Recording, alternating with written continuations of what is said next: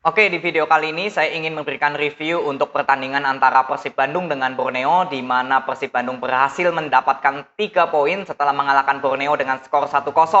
Hasil ini membuat Persib Bandung sekarang berada di puncak klasemen, hanya selisih 1 poin saja dari Persija Jakarta dan juga PSM Makassar ya.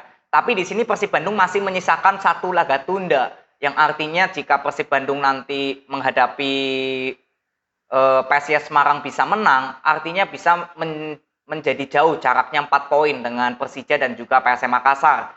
Jadi artinya ini kemenangan yang cukup penting untuk Persib Bandung, mengingat Persib Bandung sekarang sedang berada di tren yang sangat bagus. Ya, berapa pertandingan terakhir tanpa terkalahkan. Jadi ini rekor yang cukup luar biasa Luis Milla semenjak menjadi pelatih Persib Bandung. Dan di pertandingan kali ini saya ingin memberikan review sedikit tanggapan saya melihat Persib Bandung dan Borneo, yaitu dari sisi penyerangan. Ini yang saya soroti adalah sisi penyerangan. Kenapa? Karena sebenarnya kedua tim, baik Persib dan juga Borneo, ini masih minim kreativitas. Yang saya soroti adalah gelandang serang yang dimiliki dari kedua tim. Dari Persib Bandung ada Ricky Kambuaya, dari Borneo ada Jonathan Bustos. Saya melihat dua gelandang serang ini justru seperti kurang aktif, masih sedikit pasif, sedikit mendapatkan bola. Jadi ketika gelandang serang sedikit untuk mendapatkan bola, permainan dari Persib Bandung artinya hanya membangun dari sektor sayap. Dan juga Borneo juga sama ya.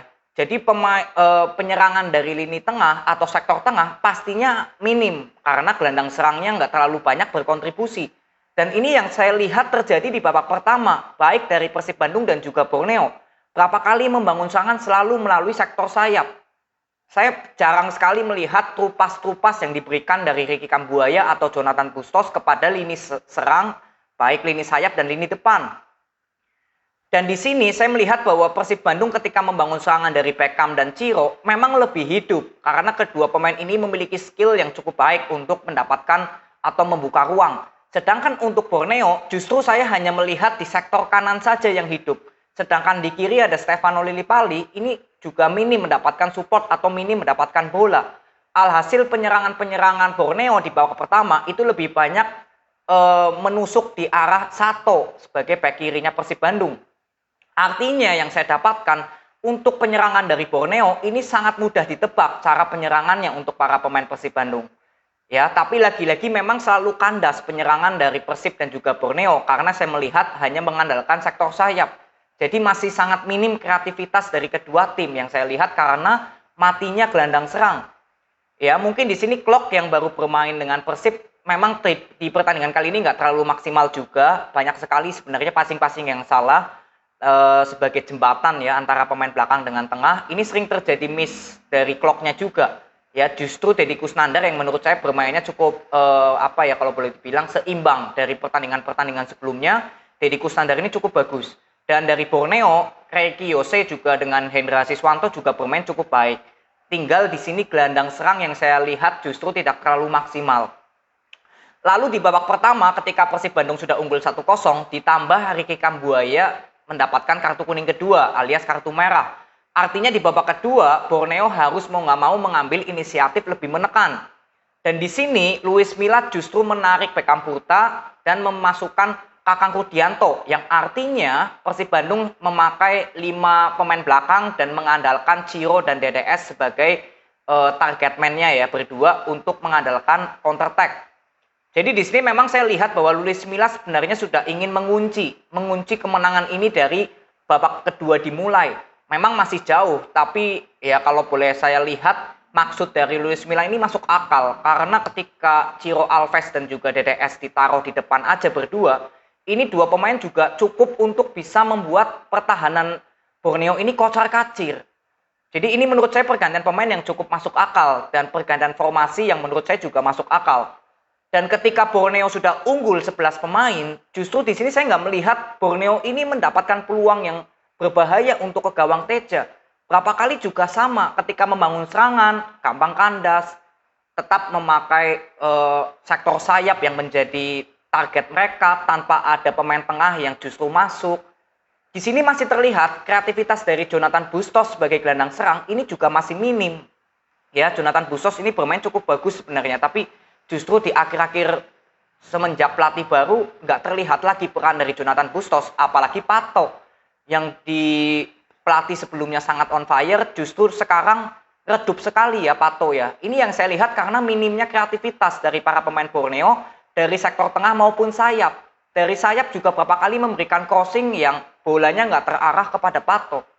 Ya, Pato di sini juga dijaga ketat oleh Iqbal Nevo ya. Jadi cukup bagus penampilan sektor belakang dari Persib Bandung.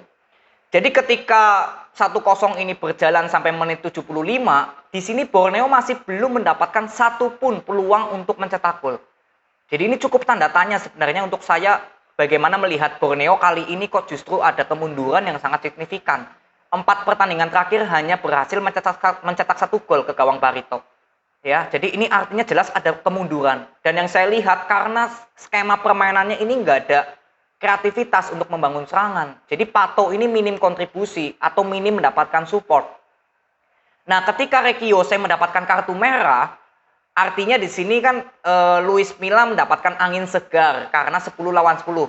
Disinilah akhirnya Fred Butuan masuk menggantikan Hen yang bertujuan agar bisa menghidupkan lagi dari lini kiri dan lini kanannya Persib. Ya, di sini Ciro juga ditarik keluar.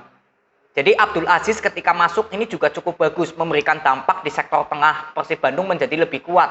Jadi ketika Persib Bandung tertinggal 10 pemain dulu ya, ini Persib Bandung justru bisa mendapatkan peluang hanya dari seorang DDS, hanya seorang David da Silva yang dengan mudahnya bisa melewati beberapa pemain Borneo dan melakukan shoot walaupun memang nggak terlalu berbahaya, tapi minimal menciptakan peluang. Dan di sini Borneo yang justru bermain dengan 11 orang sebelum Reky Jose kartu merah, ini justru nggak mendapatkan peluang sama sekali. Borneo baru mendapatkan peluang emas itu di menit 81 dari tendangan Julio Cesar yang masih off target, lalu ada Pato yang mendapatkan peluang emas, tapi kembali lagi Teja Pakuala membuktikan sebagai kiper yang berkelas ya, tendangan seperti itu bisa ditangkis padahal 90% harusnya Pato bisa mencetak gol. Hanya itu saja peluang dari 10 menit terakhir ketika pertandingan 10 lawan 10. Jadi hal yang saya bisa pelajari di pertandingan ini untuk Persib Bandung masih terlihat minim kreativitas dari sektor tengahnya. Karena ketika Ricky Kambuaya belum kartu merah, penyerangan Persib Bandung juga masih sangat minim menyerang dari sektor tengah. Jadi kreativitas untuk melakukan penyerangan tetap mengandalkan Ciro maupun Beckham Putra. Dan untuk Borneo ini juga sama. Ya, selalu memberikan tekanan untuk pertahanan Persib Bandung ini melalui sektor sayap. Dan untuk keseluruhannya, saya melihat justru Borneo yang terlihat skema permainannya justru terlalu banyak untuk memainkan bola possession tanpa ada bermain lebih untuk menyerang. Ya, jadi lebih men-savekan bola gitu ya, menyelamatkan agar bola nggak kena musuh, tapi tanpa ada memberikan tekanan yang memberikan peluang. Jadi di sini yang saya dapatkan adalah Pato dan juga Jonathan Bustos yang saya kira nggak terlalu aktif perannya, jadi penyerangan dari Borneo juga nggak terlihat cukup bagus lah di pertandingan kali ini. Bahkan mungkin di pertandingan-pertandingan sebelumnya seperti ini ya, karena saya baru melihat Borneo bermain saat lawan Persib. Di 3 pertandingan sebelumnya saya nggak melihat. Tapi ketika saya melihat pertandingan ini ya, garis besarnya permainan dari Borneo justru nggak terlalu bagus seperti pelatih sebelumnya. Ya, jadi Pato ini minim support sebagai target man.